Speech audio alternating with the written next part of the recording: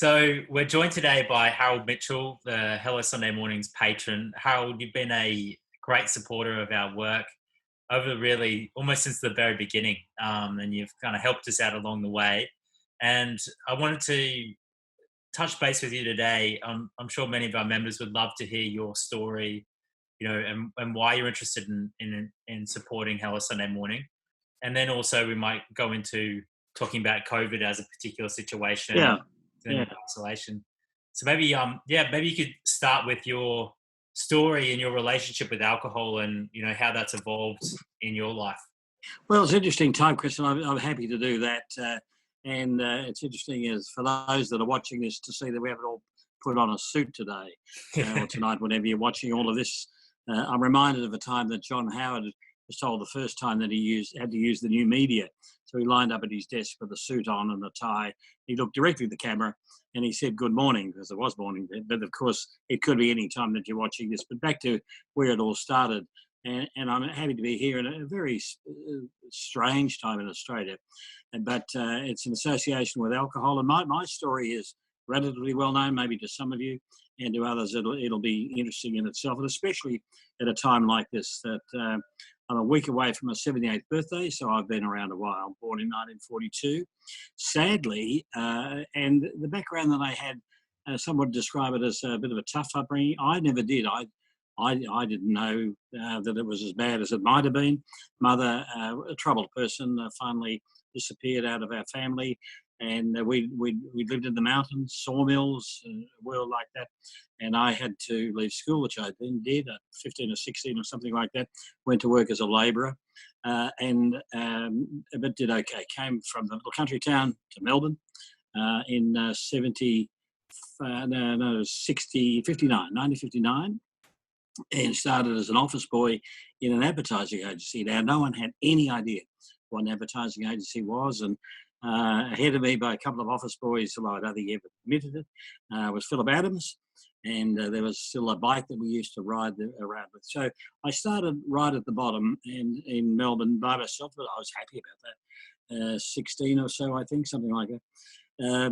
And then progressively, in this amazing world of advertising, learned about life as it was then. They would drink a little bit. They might have said they drank too much. I don't think so, from what I can recall at the time. Married young, aged 21. Probably got sick of cooking my own meals and doing my own shirts and things like that. Good person, working class person. By the age of 23, and I didn't start drinking. I think, maybe a little bit when I was 18, as I can recall. 23, I was an alcoholic. And I've fortunately, very fortunately, worked out that I couldn't handle alcohol. Went to AA. I remember one meeting of AA because it just troubled me, like all people involved with alcohol. We're all the same, that in the end you don't like it. The fact that you drink too much. I don't know that I ever drank more than maybe 10 or a dozen times too much. And people I know from those years say, no, we all drank a lot. And I think we probably did. But I realised that I've always thought the 1 in 25%, maybe it's a different number, of white Australians, different with Aboriginal people, that couldn't handle alcohol. And that was the truth of it. Tried to stop it twice, couldn't do it, ultimately did at a very young age. I later found my mother had been alcoholic and then was for her whole life, which was very, very sad. And a brother 2 years younger than me, equally dead, sadly, from alcohol too. I don't know that the scientists have ever quite said that it runs in the family, but that's where it was with me. So I tried to stop over a period of maybe 6 months when I was very young, but I look back at it, Chris, and think that I was one of the really lucky ones, because it might have been, as my brother, who died, I think in his late 50s or 60s maybe, he spent a lifetime battling with alcohol. I never did. And I worked it out early on and I was okay with it. So I was happy to keep that story to myself. Didn't think a lot of it, I'd have to say.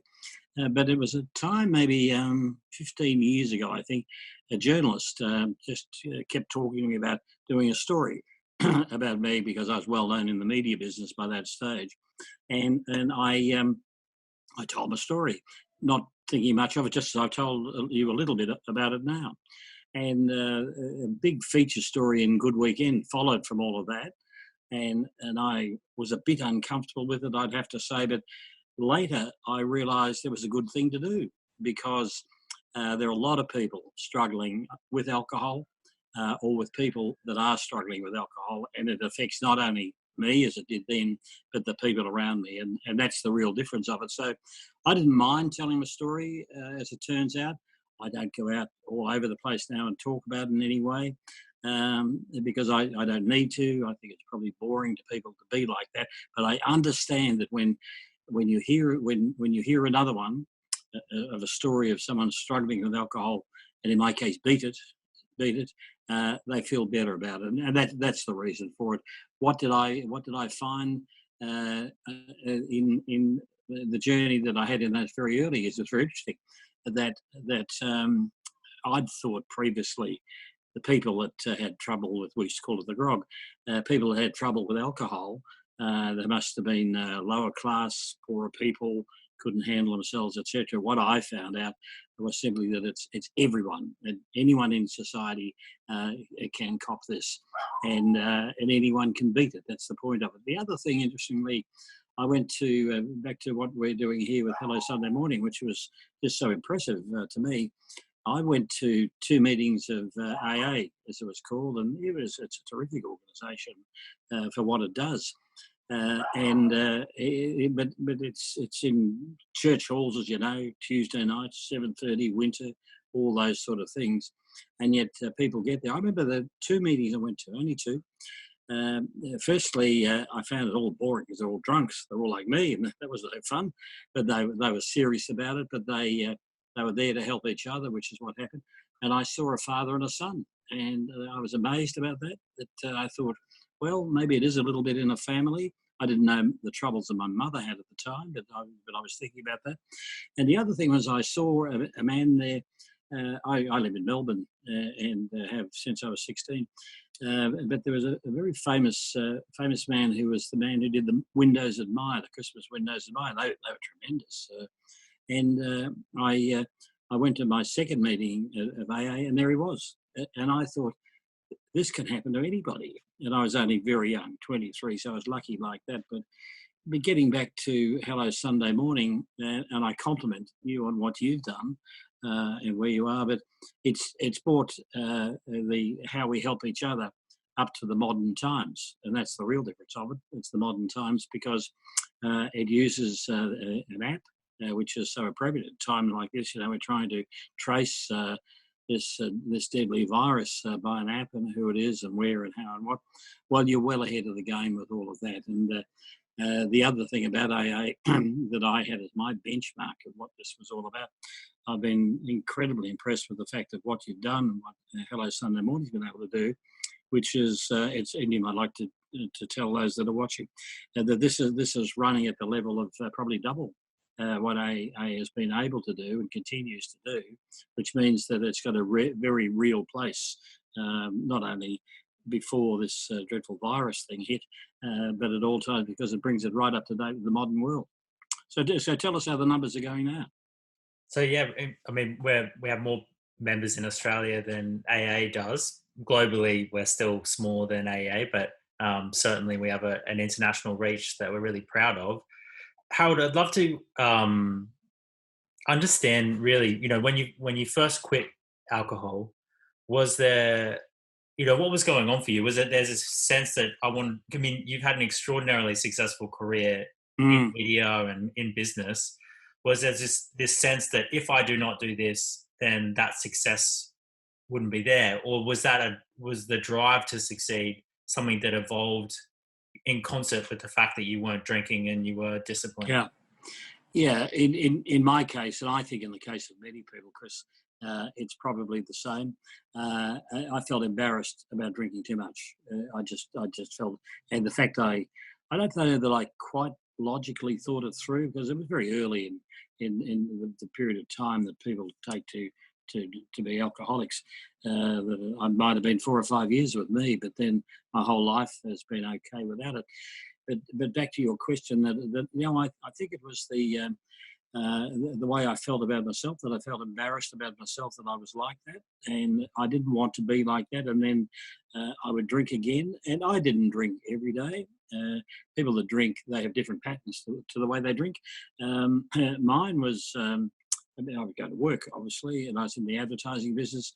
People in advertising, they drank. Someone argued a lot or too much. I don't think it was similar to maybe other professions at that time. But I would drink. I remember a period that lasted about 18 months. I would drink too much, maybe every second or third week, just once. And then I was very embarrassed by doing it, and I didn't want to do it again. And I'd been newly married, and I thought that was letting everybody down, and that was the wrong, mostly me. And I think it was that lack of self-esteem, and I think that drives a lot of it. I think I got to the point where I was still well aware of it, but I also think that there are others like my brother who battled it and failed in the battle his whole life. You move beyond the self-esteem and you think, oh, what the heck? It's just the way that I am. So that's but right at the core of so many people, it's the fact that nobody really wants to be like this, and that was the case with me. And so that's a driving force. The other thing, as I mentioned, as I was talking at the beginning, I saw some people that had been very important and continue to be very important in the world. The window dresser, he was a big deal. I can tell you the Maya Christmas window was the big thing in Melbourne at that time, and there was this man called Freddie something, and he there he was, and he didn't want to be there like that, and he was getting on top of it, and I think that was a big thing in my life, that I thought you can beat this, but you can't beat it by yourself. It's a pretty strong person that could do that, I think, and I was able to use it just by the thought that there's a few there. It's very interesting too that as a good friend of mine, a younger fellow by maybe 10 or 15 years who worked in the business, became a friend over the years, but he was a young man, and he drank too much. Then he got into drugs, but he had a very good job. Then, as you do, he lost the job. Then he got back in the industry again at a lower level, and finished up out of this city of Melbourne, but into one of our other cities where the industry was that we operate in. And he goes to AA in his case 3 times a week, but he still remembers that I was able to stop it.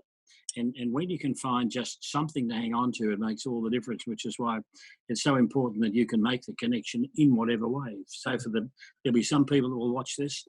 If it's only 1 or 2 or 3, think, well, he did it, and I can do it, and that's the difference. And I still remember a number of things to this day that maybe they've changed the rules, or the rules are different for some people, but this is the way it works for me, that that you can't have one drink ever, and it doesn't matter. It doesn't matter. Like in the ad business, which I was in, and I built, as you know, the biggest advertising business this country's ever had.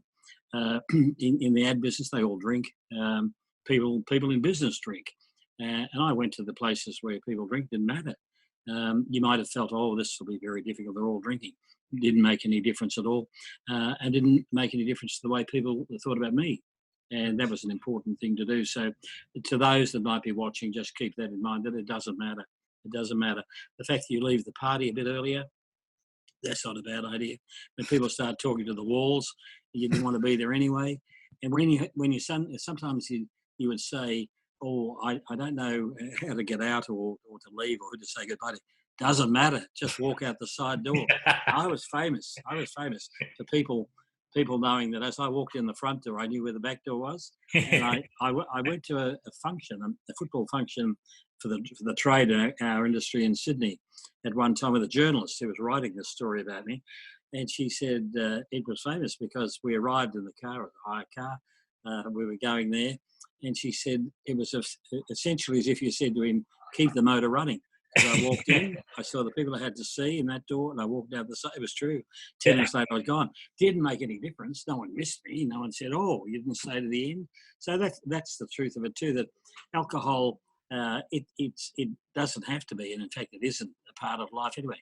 I wish I could maybe, I don't know, drink 1 or 2 glasses of wine, perhaps, I think, but that doesn't worry me greatly. As it turns out, I have a collection of wine here, as you'd expect you'd have, but and I happily serve it. and I'm not one of those wowsers who think that's not good at all, because I recognise that there are people like us, like me, and we can't handle it, and there's the others, and good for them. That's the difference of it all. So the best thing that happened to me was that I think I learnt, as I said there, I can't even have one drink, and that's okay. And importantly, it doesn't matter. I can't drink. Oh, I'll only drink white wine, or in those days, beer was a big thing. I'll put lemonade in it, a thing called a shandy. Alcohol is alcohol, no matter what. And fortunately, it was at a time where drugs were hardly in existence of any real type. And so it wasn't as if it had to be part of my life, but I suspect that, I just might have got caught because, if you're drinking too much, you try something else, and you just get caught on it from there. So to me, it was a life that was saved, which was mine. And then I wanted to put it to good use where I could. I didn't say, well, no, I'm just going to do good things. I thought, I'm not going to waste my life. And because I've got this one, and I would have been dead by the time I was 40. I stopped at 23. I was better at drinking than anybody, and I'm better at everybody. All those other things. I got on with the other things, Chris. I think that's the difference. So that was it. And but good for you with what you're doing with Hello Sunday Morning, by the way. Thank you. That's an incredible thing to be doing. Thank you. A lot of people, if you read your book and, even just look online of the number of businesses and just the sheer ups and downs of your career, it's quite remarkable. You've made fortunes, lost fortunes, made fortunes again. The pressure and the stress of that must have been incredibly intense at times. And for a lot of people, those moments are blunted by alcohol. How do you deal with that? That's easy. Well, it's a good question because of the current times, and I'm glad we're wearing our sort of locked in the flat stuff. Although I've got a special, for those that are watching, you can find a Zoom background, which I've got here. It is really part of my apartment, which I live in Melbourne, but it's not that one. So I'm here and doing okay. And my life has been very much ups and downs, like I've been through. I started our business in the middle 70s, which had came out of a downturn, which had been the great oil shock of 1973, 75. Got Whitlam had been thrown out, etc. The 80s, we had a downturn. The recession we had to have in the 90s. September 11 in 2001, we had 2008, and now we're at 2010. So I've been through each of those. The first couple of them, I really got caught, did stupid things and got caught with those. But by 01, I'd sort of worked at 08, certainly, and now. And so through each of them, and you say there's the pressure of all of that, yes. I've had some really tough times, but many people have in their life. And everything is relative, Chris, everything is relative, because I would look at myself a long time ago and think, now this problem that I've got, it might be not have as much money, or lose the money you've got. You worry especially about the people close to you, and that's important. Whoever that might be, you worry about that. But is it going to kill me? Is it going to kill me? No, it won't. Well, what's the problem? What's the problem? Because I'm not going to die. And I don't rationalise it quite like that. But if you put any problem, like even the ones we got now, in some sort of context, that's the way I've always looked at it. Like, how big a problem is this really? And that's the truth of it. Now, for the current times, I worry because I think, as I mentioned each of those downturns, recessions, this, and others will find out in years that go by, this I suspect is as big a recession, as deep and as long as we might have had in my lifetime. And therefore in the lifetime of many, many people. What will that mean? That will mean big levels of unemployment, and that is terrible. It does mean that people won't get another job, perhaps, and that happened in the early 90s. They simply missed out on that. In Australia, like it's happened in the West and happened in 08 and 01, 08 we remember more than anything because I go to New York and so I see those people there. The rich got richer, the poor got poorer, the middle got squeezed. And my great regret is that might happen this time, and that would be terrible. That would be terrible because it's easy for the rich people to get even richer. and the poor people just can't do any better. And that is a great pressure on most of the people. You know, the recovery from 2008 financially, and that was a financial collapse. This is a collapse of society. But the recovery, Joseph Stiglitz, the Nobel-winning economist who I see in New York from time to time, he has it all laid out, and he says 1% of the recovery from 2008 in the West of the finances, the wealth, went to 90% of the people. And I see it in New York. You know, the rich are just rolling rich and everything like that. That would be a great tragedy this time, because I have a feeling that it just might be on the way of happening again. And that means that there are a lot of people watching this. In fact, most people, the pressure will be enormous. So you look at what's happening now with this physical lockdown. It's a terrible thing. People are drinking more. Alcohol sales are up, as you know, to the Hello Sunday morning services. You know that the usage of that service has increased. Sadly, we're seeing more. We're seeing, maybe because of all of those things, alcohol, I suspect, is a part of it, but the total part. We're seeing more family violence, which is a terrible thing. We will see more of that, more desperate things of what people are doing, and so it's not a good time. And my advice is not easy to take. I can do it because I'm older, but not easy for people to take is that there is another side to all of this, whatever it might be. This won't be forever. It never is. And life will go on and you won't die. They're very hard and very difficult. I know people in my city of Melbourne who have enough to eat, not enough to eat. That's the society partly that we've got. Others who don't know quite what will happen with their job. And that's a great downturn and things like that. So you feel the pressure and you turn to alcohol. We well know it won't help. In fact, it makes it worse. And I feel for the time that we have like that. So back to where all of this started, the addiction to alcohol is that it affects a number of us. I still have the number that I have of about 5%. Others will be saying it's different in some other way than what it is at somewhere in your life. But you can overcome it. You can overcome it, and people will. And you can overcome it by simplifying the whole matter, which is not easy at all. The other thing which I'd encourage all that might be watching this, who you'll be doing it privately, I'd imagine, but talk to people about it. It's an easy enough thing for others to understand, and you'll find that people are sympathetic to it.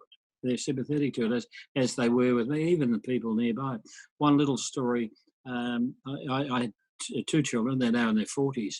They would have been around 8, and they knew, I think 8 and 6, something like that. And it was a birthday party or something that we were at. Only the four in the family, we were there. And along came part of whatever the meal was, and it had alcohol in it. My wife must have said that it had alcohol in it, and 2 little hands came out and pushed it away. And there were 2 children, and they were just 8 and 6, and they knew that I don't have alcohol. They didn't know what all that meant, but the reason for that story is that society will understand and will get on and make a difference with it all, as it did with me. Beautiful story. Harold, thank you so much for joining us today, and I'm sure you're going to provide a lot of warmth and encouragement to our members, so we really appreciate your time. Thanks, Chris. Thank you.